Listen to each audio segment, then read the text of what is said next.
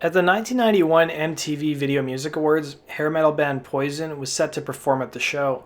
And even though alternative music was picking up steam, Poison was still riding high off the success of their latest release, 1990's Flesh and Blood, with the success of singles like Unskinny Bop. And it wasn't a surprise that the band was going to perform at the awards show, but their performance would be a disaster from start to finish, and there was warning signs that tensions were growing in the group. Having been touring and working together non-stop for 6 years straight, the tensions between singer Bret Michaels and guitarist DeVille were growing. Not helping was DeVille's drug addiction at the time, and at one show in New Orleans a few months before their VMA performance, the pair would come to blows.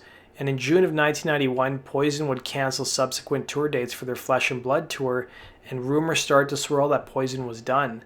Fast forward now to the MTV VMAs, and the band was set to perform Unskinny Bop. There was even warning signs at the award show that their performance was going to be a disaster.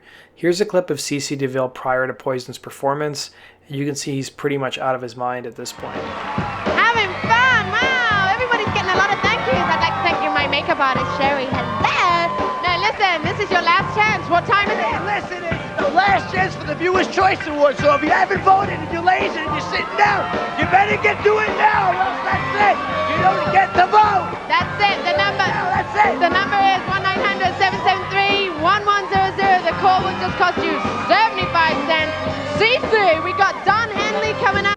Just as Poison took the stage, I've heard a couple different stories of what actually happened. So one story I've heard is that DeVille didn't want to perform Unskinny Bop. Instead, he wanted to play Talk Dirty to Me. Another story I've heard is that Bret Michaels asked the audience if they were ready to talk dirty to me, which confused DeVille.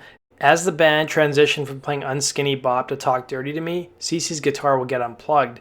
Even host Arsenio Hall tries to save the performance by reintroducing the band a second time. And after the performance, Poison would get into a fist fight backstage, and that would pretty much be the end of DeVille's time in the band for almost half a decade. Here's part of their MTV performance. Wanna make love to man style. Come up and pull me to the front. What's been going on there, hater?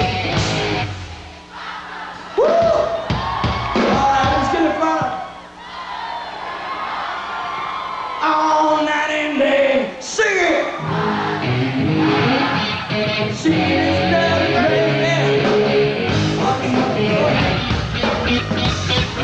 Alright, hold on. Woo! Well, actually, they need no introduction, right? I'll give them one anyway. Poison! You ready, man? Let's get down to it. A little bit of play. Something goes like this. CC, give me D now. Oh, deep down, my baby, now. You in the mood tonight? I'm MTV, man. Let's do it. It goes like this. When I hear the music, woo, Lord, don't let it play.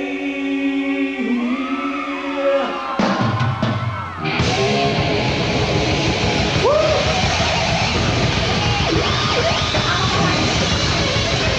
You ready to talk dirty to me? Woo. Hit it, CC. Following the performance, DeVille would be out of the band and replaced by Richie Katzen, while DeVille would cling to his drug addiction and start a solo career. The band would release their follow-up record, Native Tongue, that represented a huge change in sound for the group, and while it was praised by critics, the rise of alternative rock overshadowed the album and hurt sales. And the band's new sound was more blues-oriented, and their new songs seemed to shed their party image, take on more serious subject matter. And while things seemed to be clicking for the group, new guitarist Richie Katzen would end up having an affair with Ricky Rocket's fiancée at the time, and his time in the band was over. Poison began recording its sixth studio album, Crack a Smile, in early 1994, but the sessions came to an abrupt end in May of that year when singer Bret Michaels was involved in a horrific car crash where he suffered a broken nose, ribs, jaw, and fingers and lost 4 teeth. And by 1995, the band was ready to finish up work on the record, but their label had a different idea. They wanted a greatest hits compilation instead. And it would be a smart move as the greatest hits compilation album would be put out in late 1996 and would hit double platinum status. During the same year, DeVille was back in his band and was able to patch up his differences with singer Bret Michaels. So that concludes today's video, guys. Thanks for watching. Be sure to hit the like button and subscribe. If you guys have suggestions for topics you'd like to see me cover, shoot me an email at gnrcentralnews@gmail.com. That's gnrcentralnews@gmail.com. Take care.